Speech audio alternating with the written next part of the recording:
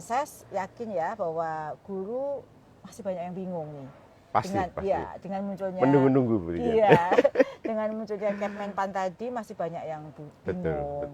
Bahkan mereka membaca sendiri masih banyak multi tafsir atau interpretasi yang berbeda terkait dengan Kepmen tersebut. Dan ternyata Pak Ses sudah banyak sekali pertanyaan yang muncul di kolom komen IG saya maupun di WA. Di WA saya juga sudah banyak sekali. Nah, supaya lebih gampang menjawab semua pertanyaan dan dapat didengarkan oleh guru-guru yang lain yang juga punya pertanyaan yang sama, maka mari kita jawab sama-sama Pak Ses. Ada pertanyaan ini dari Anida Suci. Apakah guru P1 tetap akan menjadi prioritas pada ASN P3K tahun 2020? Masih enggak Pak Ses? Baik, ini dan sebetulnya untuk sosialisasi Kepmenpan RB itu kan nanti akan disosialisasikan oleh pihak Kemenpan RB, tentunya bersama kita di Kemendikbudristek dan juga BKN. Tapi ini bukan tidak mendahului, tapi perlu kita sampaikan awal dulu kepada Bapak Ibu guru yang mungkin selama ini menunggu. Jadi sesuai dengan Kemenpan RB nomor 348/2024, kriteria terkait dengan pelamar seleksi ASN guru tahun 2024 itu yang pertama pelamar prioritas P1 tetap prioritas ya. Tetap prioritas. Yang kedua guru ex tenaga honorer kategori 2 atau ex THK 2. Yang ketiga itu guru non ASN di instansi daerah. Yang keempat lulusan PPG yang database-nya pada pangkalan data lulusan PPG di Kemendikbudristek RI. Nah tentunya guru prioritas yang selama ini yang hasil seleksi tahun 2021 masih sama. Masih sesuai jadi dengan prioritas itu P1 itu masih sama ya. Sesuai dengan Kemenpan yang 348 tahun 2024. Dan ini merupakan hasil yang dulu tahun 2001 dan belum pernah dinyatakan lulus pada seleksi P3K JF Guru yang periode sebelumnya. Berarti ini termasuk kategori yang P1 prioritas. Ya, jadi Bapak Ibu sudah terjawab ya pertanyaannya. Bahkan waktu kemarin audiensi di Gedung D sudah saya sampaikan juga bahwa kita tetap memperjuangkan P1 tetap menjadi prioritas dan alhamdulillah apa yang diperjuangkan bersama itu ada diakomodasi di dalam Kepmenpan tersebut bahwa P1 tetap prioritas. Nah, ini pertanyaan lagi nih Pak Ses. Jadi Bapak Ibu yang P1 tenang ya. Jadi P1 tetap prioritas. Semangat. Ini ada pertanyaan lagi nih Pak Ses dari Marapurba_Hasibuan. Pertanyaannya, Bapak Ibu izin saya bertanya terkait dengan mekanisme seleksi P3K guru tahun 2024. Terkait kriteria pelamar yang dijelaskan pada poin D. Lulusan pendidikan profesi guru atau PPG yang terdaftar pada pangkalan data lulusan PPG Kemendikbudristek. Apakah hanya lulusan PPG Prajabatan saja atau PPG dalam jabatan yang sedang mengajar di sekolah swasta bisa juga melamar? Itu pertanyaannya bagus ya Pak Ses. Barangkali nanti akan dijawab Pak Ses nih supaya yang lain juga bisa mendengarkan. Tapi sebelum menjawab ini perlu dicoba dulu. Kopi Pak. dari kelompok Amnesty Kopi ini di Lampung. Pak Ses ya. Bapak Ibu silakan ngopi dulu sambil menunggu jawaban saya. Terima kasih. Mantap. Ya. Gimana Pak Ses?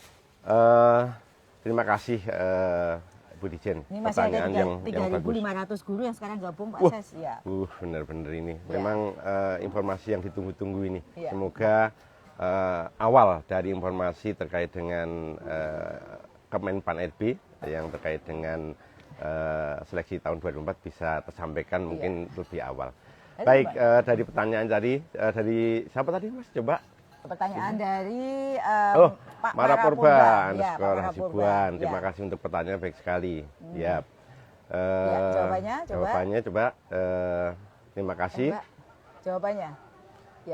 Sesuai dengan pengaturan yang ada di Kemenpan RB terkait dengan mekanisme seleksi P3K guru di instansi daerah tahun 2024, pelamar dari sekolah swasta yang dapat melamar hanyalah pelamar prioritas yang P1, yang tadi masuk di kriteria yang pertama, yang telah lulus seleksi tahun 2021 yang sudah lulus passing grade.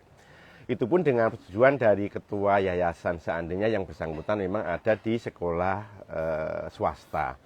Dan apabila guru tersebut tentunya juga masih aktif, Bu Dirjen, masih aktif mengajar. Nah, hal ini mempertimbangkan banyaknya keluhan dari yayasan yang selama ini telah membantu pemerintah dalam bidang pendidikan yang kehilangan guru-guru yang terbaiknya setelah mengikuti seleksi SMP 3K terus ditempatkan di sekolah negeri. Nah, tentunya ini juga mengganggu kaitan dengan proses pembelajaran pengajaran yang ada di satuan pendidikan sekolah swasta.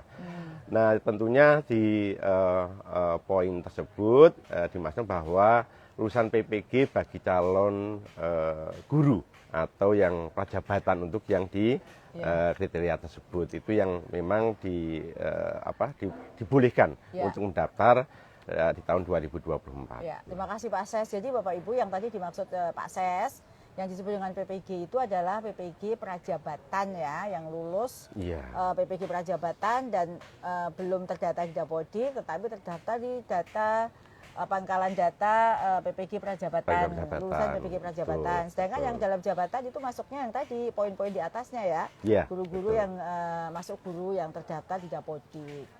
Ini ada lagi pertanyaan dari Nida_Afifa, Ibu Nida. Pertanyaannya, Assalamualaikum. Waalaikumsalam.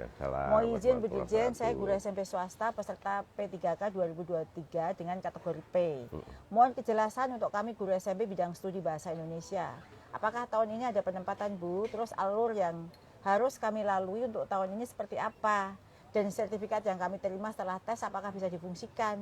Terima kasih Bu Dirjen, semoga sehat selalu. Ini yang terkait dengan tahun 2023 P tersebut. Iya, betul. Jadi saya langsung jawab dulu terkait dengan pertanyaan Ibu Nida ini.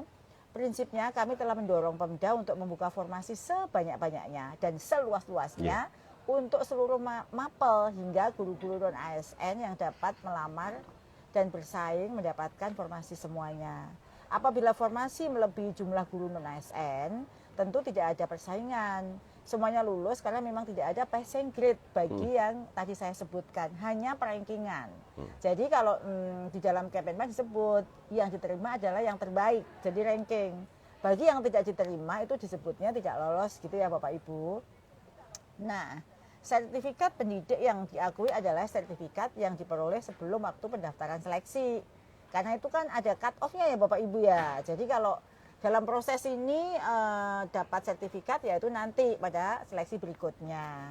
Jadi yang diakui adalah yang diperoleh sebelum pendaftaran seleksi. Terkait dengan tunjangan profesi, tentu linearitas sudah dipertimbangkan oleh Kemendikbudristek pada saat pengangkatan, sehingga seharusnya tidak ada kendala dalam pembayaran TPG-nya. Jadi ini luar biasa.